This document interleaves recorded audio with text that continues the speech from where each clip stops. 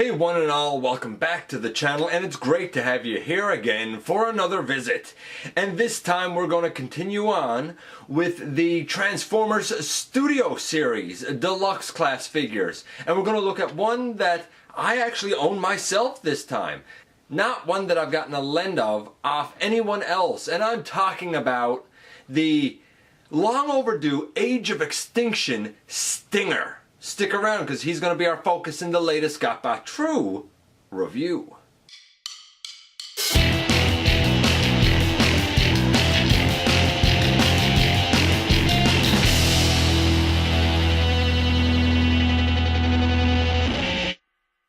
Hey guys, welcome back to the channel. I'm your host, Dennis Moulton, aka GotBot. As always, please like, comment, share, and of course I'm going to say, subscribe, stay with us here. Join the party, man. Check out Machinery of Man, The Everything Factor, and me everywhere. And we have this guy. Now, a lot of people clamored after the Age of Extinction movie and said, for everything that it did wrong, we should have had at least gotten a proper deluxe class Stinger figure. And I totally agree with that, and we didn't, though there was a repaint of Bumblebee released in Japan. But finally, we get this guy, and I think it was worth the wait. He's really quite interesting, quite fun. I dig him for a lot of reasons. Is he perfect? No, but he's pretty strong. I've said all along that I've been pretty impressed thus far with the Studio Series, and I have. Starscream and Optimus were great. Bumblebee is a little bit more of a mixed story. And I did attempt to show a conversion both from robot to vehicle and back without popping anything off. I did pop off his arm, but that was really my own fault because I had the joint put on backwards. But if you haven't seen that, hey, check that out. Especially if you're having trouble with the conversion, it might help you out a little bit. It is possible to do it without popping anything off, but you can't follow those instructions. What about this guy? Here's what I would say. His coloring is largely accurate, not perfect. There's still some room for improvement, but it's pretty good. You definitely know that it's Stinger. The conversion I would compare with the level of, say, Titans Returns, Trigger Happy, or Top Spin / Twin Twist. It's interesting, it's involved, it does have a couple of little fiddly pieces, but it's really quite good and kind of ingenious. And it makes for a really great robot mode, even though you have these weird little things on the back. I dig him. I'm glad to join him into my collection as part of my Decepticon team. I even dig this piece over here, though a lot of people have said, I don't like having the roof on his arm, but in the movie, as I recall, the entire arm turned into this, and it was his stinger, his blaster, I suppose. Because this can't just morph, materialize, whatever you want to call that method of transformation, I'm kind of cool with it being on the side over here. I like him. But you know what? Let's look at the details of this guy a little bit closer. So join me now as we head over to the table.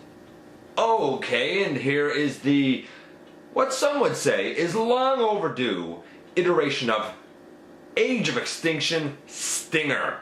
The kind of one major Decepticon from that movie that we really didn't get. And even some argue then that he wasn't so major. I saw him on the shelf and I thought that he looked fantastic. Not perfect, as we'll get into in a bit, but fantastic.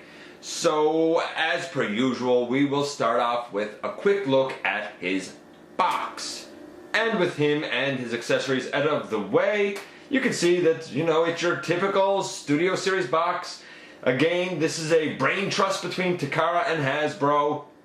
We have art of Stinger here on the side and over here. On the back, of course, the product shot and the description that basically says that he is a man-made warrior that materializes and does battle. I don't know. But it does mention that he's man-made, of course, by KSI, and that he materializes. That's the whole thing. He was in a film where the Decepticons really didn't transform in the traditional sense, and sort of translating that into a toy I can see being quite challenging. Like all the others in this line, we can open this up remove the plastic insert, and we have the, I can get this out. Beautiful background scene again. This, of course, being from the major fight scene in the movie later on. It's nice. As per usual, you could take Stinger and place him, you know, however you want to pose him, but you can place him in there, and it's fine. Again, nice display option. He also comes with this instruction booklet. It does a nicer job than Bumblebee's did, and I haven't really shown this with any of the others, but inside you have your typical images, but they're nice and crisp and clear. I mean, if you're into using the instruction book, this one's not bad. He also comes with 4 of these little shuriken, is that what they're called? Ninja stars? I don't know. 4 of these little accessories. Apparently they're accurate to the movie. They go in a couple of different locations, but we'll see that as well shortly. And now we have Stinger, the way he comes out of packaging. And when I pictured him from the film, this isn't exactly what I pictured. That's because out of package, there's a couple of things that you need to do. Really with the shoulder pieces.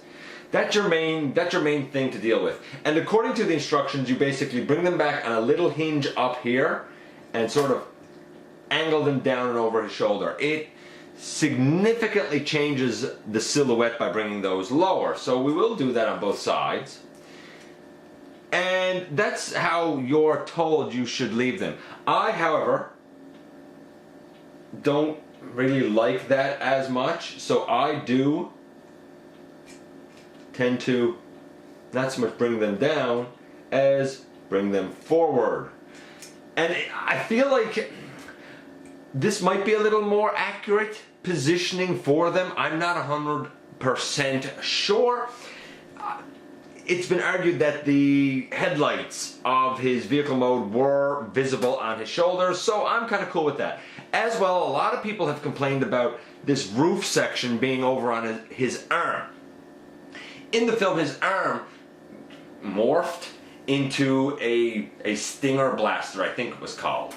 Well, since his arm can't actually morph here, this is supposed to be indicative of that blaster. That's my understanding.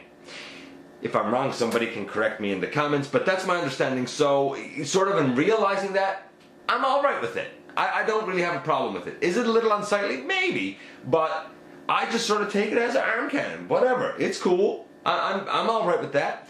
Of course, he's not quite complete because we don't have those accessories put on him. So we will do that now, and we will turn him around. We have 4 points back here where basically you put all of these on.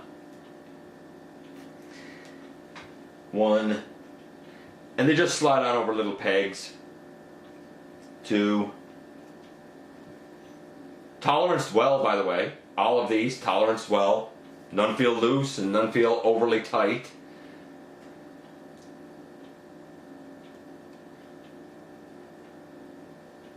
There. And what most people do is, and even on the packaging art, they leave it up looking like that. Okay, that's fine. That's fine. I think the intention, and I've even seen some people who will, oh, no, I just popped one off. I've even seen some people who, no, maybe it can't go up more. I think the way it's supposed to be, however, is more down on his back and sort of angled in, because those pieces were really more visible on his back, as I recall. That's fine, I guess. I sort of, personally again, like to keep them angled back and up a bit. I sort of keep them in that position, but I can see how that sticking off is a bit of an eyesore. I understand that that's more accurate. I don't know if I needed it, though. Speaking of accuracy, let's talk about the guy's paint apps. I'm going to give it a solid 8. it's good. You know that it's Stinger if you know the character. It's not perfect. We're missing some red in his pelvis, maybe on his lower abdomen. His forearms, though his fists are red, and the outer lining of the car on his forearm is black. The forearm itself should be black, and kind of up on the bicep should be black. I understand why the red is on the forearm and bicep though, because it sort of breaks up the black line that's outside on the edge of the car. So I'm all right with that. The legs are mostly accurate. I think that the thing that kind of gets most people in terms of his inaccuracy is the head sculpt. And I'm actually going to get in on that now, kind of close, so that we can sort of just discuss that quickly. And there you can see the head sculpt. I dig it, although I think the green is kind of off on one of my eyes slightly. What we are missing here, however, is black kind of down on the face. There's molded in detail down on the face, and we should have had black detailing down sort of on his jaw, coming up the side of his head on the detailing. So this isn't perfect. It's all right, but it's certainly not perfect. I do, however, like the molded in detail, and I love the shape of those eyes. I hope that came off clearly. So, we're missing the black detailing on the body in places, a little bit of red on the body in places, and the head is a little more bland than I would like. I'm glad that the eyes are done green and we have the black on the center of the head, but of course missing some black paint apps on the face does sort of affect things. Nevertheless, he gets an 8 because we know that it's Stinger for sure. And admittedly, to take into account his vehicle mode and his robot mode and the peculiar way that he converts between the two, I think this is pretty admirable. What about his articulation? He's starting off well. Well, the articulation is pretty solid. These pieces on the back, they can move in, you know what? They can move out like that. They can move up, down. These pieces here can hinge up or down. Yeah. Though you don't really need the backpack, it's kind of versatile and can indeed get out of the way when you need it to. The head, it can go left and right. It can come up and down, but when, well, not really. Oh, no, it can go down.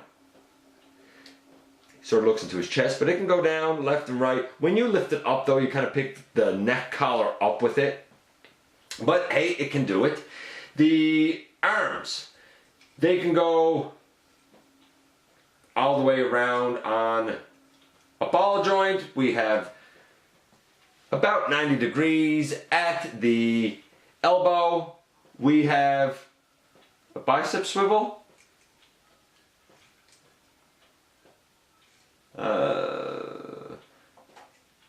That might be because of the ball joint.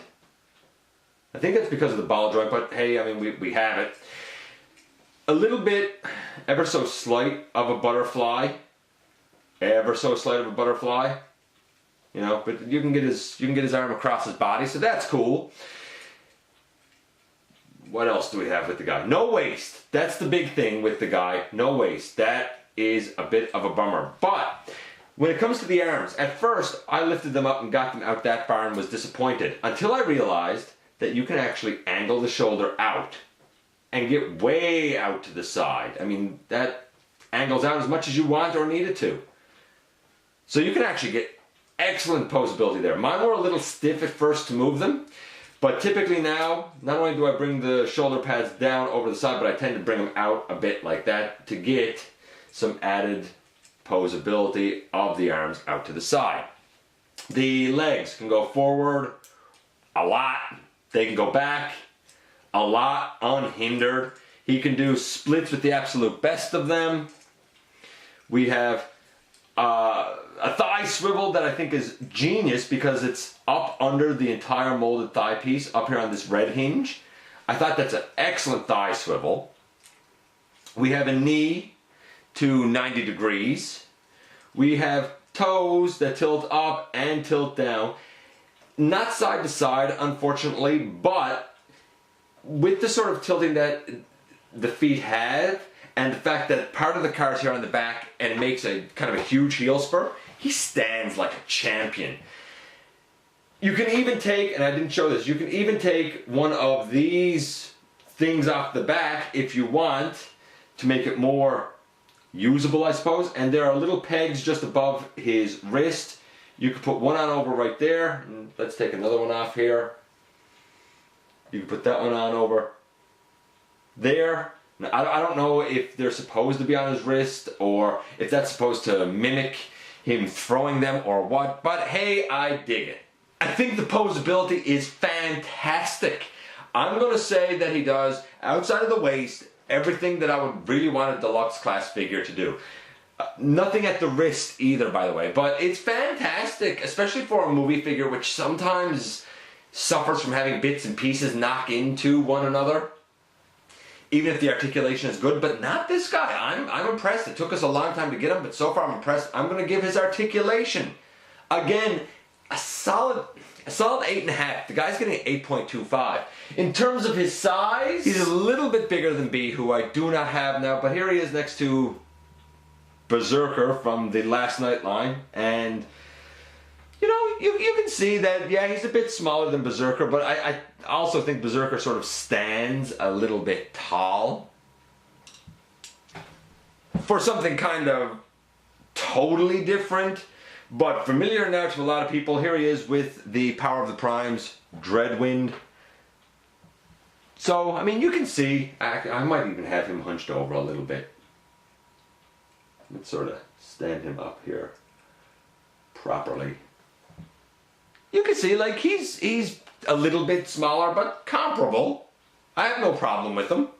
Mostly because he's supposed to be a sleek car anyway. I looked at Dreadwind in episode 341 and Berserker in episode 260. So removing him from there. Really what that leaves now is the conversion, the transformation. And I'm going to just start by taking his accessories off. It's easier to do this with those off. I don't really think you would want to try to do it with those left on, but they just pop off, no problem. And the transformation is involved, but it's also pretty, I think, inventive and creative. I would say it like this. It is very akin, I think, in terms of the planning that went into it, to something along the lines of Titan's Return, Trigger Happy, or Twin Twist, or Top Spin. It's sort of involved, but it's not really kind of frustratingly so. It's just you kind of have to know how everything moves. And if you use the instructions naturally, it is a bit easier with this guy because the instructions aren't bad. But me being me, I like to just figure it out. At first, I thought that it was kind of a bear, and the more I played with him, the more I feel like, no, once you're familiar with him, it's not bad. As a matter of fact, Starscream Girlfriend tried figuring him out and did so in about 5 minutes. So he's not bad. He's a fun little puzzle. That's what I'd say. He is a fun little puzzle. So we begin by taking this and turning it on its side, sort of like that. Then it's probably easiest to do the head section next. Bring it up, turn it around.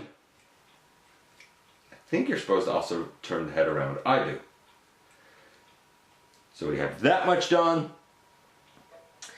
The shoulder pieces, they can come up and out. Up and out. It's probably easiest if you actually take these out to the side, just because it gives you a bit of room to work for what you have to do. Then we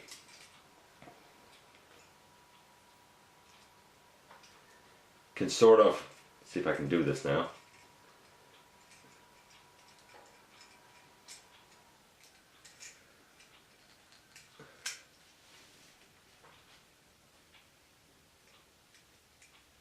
There. Unpeg the body. Whew. And really, I guess, kind of fold it up. and this is your roof, and this is your window section. The kind of main core of the body, and this was what confused me for a little while. This part turns around. The back section is a little bit of a nuisance there, but this turns around like that. So the whole sort of torso and head rotates around, and then we have the hood, the windshield, and though it's kind of off screen there at the moment, we have the roof. I'm going to reposition this because the guy has gotten a little bit tall, and then we will go on from there. Okay, so this is what we have. And though the instructions say to turn this piece kind of facing up and down, I find it's easier if you leave it going crossways until you get the entire torso section turned around and really into position. Now that we have that done, and we have all of this space sort of opened up down here, we can turn that back on its side and deal with the legs. And it's kind of good that you have this space left open so that you can deal with the legs next, because you want to get them really kind of up underneath. So we fold down the toes, we fold down the toes, and you're going to want to bring the legs up. Oh, push this piece out, by the way, if you didn't already have it done. There's a little piece, little black piece right there. Push that. But bring this up, bring this leg up, and then fold these car pieces down over. Fold these car pieces down over. Bring the legs in on the side and position them down. There's the rear end of the car done. And of course, because he's starting to get a little bit smaller, we can take this back in a little bit closer again. I just wanted to get it out there because you could see how much he sort of stretched out. Okay, so now we got the feet up in position. The trunk section, I guess, is together. And now we need to really deal with the arms. And that's really about it for the guy, even though there's a lot to deal with the arms. But that's okay. So it's probably easiest to deal with this arm over here first because it does not have the roof attached to it. And it's quite simple. You bring it down. You bring this piece forward and straighten that up. This is really the entire side of the vehicle. Now you might say, hey, that's up too high. How do I move it down? Well, that's where you come to the chest in here. You need to begin to turn it out. And you'll notice that you have a tire in here and a tire in here. Really, you're just turning the chest out to the side. Once it's out, bring that down. Bring this piece down, and we have a tab on the fender section that goes kind of over a little, or sorry, a slot on the fender section that goes over a tab on the bumper, basically. So we bring that down and in, and we have this side really lined up, and that's all pretty much secured. Now, you'll notice that you have a little rectangular section right there. The roof will tab into that for kind of security and holding everything together. So if it's not perfectly solidified yet, that's all right. Speaking of which, we're going to come to the other side. And when we come to the other side, we're going to open out his stinger. And that gives us the entire roof. And then we rotate that around. There's a lot of rotating with this guy. And exact same thing. We straighten up the arm, we bring out the fender, and we're going to turn out that chest section again. We rotate that out till the tire is out pretty much flush again, like that. It doesn't need to be perfectly flush, but you get the idea. Then when it's out far enough, you can start bringing this roof section across and tabbing that arm section in. You can sort of twist this out a little bit more than down underneath. Bring this over. Now when you bring the roof over, there's a little tab underneath the roof section that does go into that little red slot. You give everything a final squeeze to make sure it's all in place. And then you do the last section, which is to come down underneath and fold in that head. And boom, in the end, there you go, Stinger in his beautiful vehicle mode, except for having to put on the accessories underneath. I suppose we'll do that now. One goes here on this black piece down at the bottom. One goes on the black piece up near the front. Then the other two go on the forearm sections. Oh, down right here. Forearm section, sorry, right here.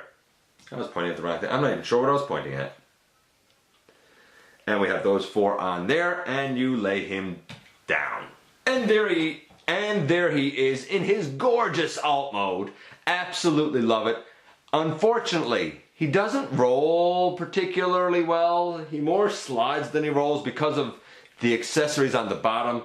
The two on the side, they're going to stick out a little bit. If you didn't want to use them, honestly, I couldn't really blame you. He was getting 8.25. You just saw the conversion method. It's not bad. There's a lot to it. It's involved, but it's fun to do. And when you get to the end, this is great. I'm kind of glad that these are soft rubbery plastic because I could see them getting broken. I'm going to give the transformation a 10. I think it's great. I think it was so inventive considering, you know, they didn't really have a transformation model to work from because of that morphing technology in the movie. Overall, I'd say Stinger's a 9. Now, here's the caveat to that. I think he's a 9, and I'm quite comfortable saying that. Some people have really been put out because of the lacking paint apps on his face. If you're a customizer and you care that much, add a little bit of black where you see fit. I would probably suggest using either a extremely fine-tipped brush to do it, or a toothpick. Black covers pretty easily. Toothpick would probably be able to do it just as well. The other complaint that I hear about this guy relates to the quality of the plastic. Some people say it feels thin. I've even heard it referred to as a step above KO. I don't really find that. And here's why I don't find it. There's a lot of small pieces on the guy. It is what it is. I don't find the plastic quality any worse than anything, for example, in Titan's Return or Power of the Primes. Now, the argument could be made that both of those lines have been using much cheaper plastic, but I think the plastic is on par with what we have been getting.